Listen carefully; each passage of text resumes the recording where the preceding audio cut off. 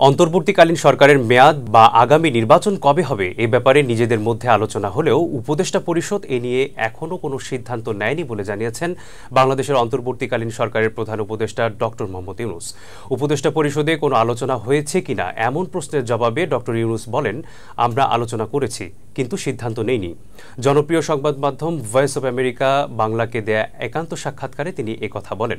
এর আগে বাংলাদেশে গুরুত্বপূর্ণ সংস্কারগুলো সম্পূর্ণ করার মাধ্যমে দেশে আগামী 18 মাসের মধ্যে অন্তর্বর্তীকালীন সরকার বাংলাদেশে একটি গ্রহণযোগ্য জাতীয় নির্বাচন আয়োজন করতে যেন সক্ষম হয়, সেজন্য অন্তর্বর্তী সরকারকে তার দৃঢ় সমর্থন দিয়ে যাওয়ার কথা জানান বাংলাদেশের সেনাপ্রধান জেনারেল ওয়াকারুজ্জামান।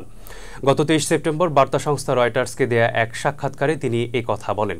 সেনাপ্রধানের বক্তব্য অনুযায়ী অন্তর্বর্তীকালীন সরকারের মেয়াদ হবে 18 মাস। এমন প্রশ্নের জবাবে ইউনূস বলেন, সেটা আপনি ইচ্ছে করলে ধরতে পারেন।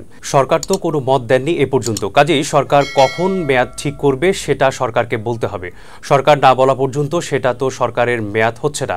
বিষয়টি পরিষ্কার করতে অন্তর্বর্তীকালীন সরকারের প্রধান আরও বলেন, আমাদেরই বলতে হবে। আমাদের মুখ থেকে যখন শুনবেন তখন সেটা হবে নির্বাচনের তারিখ।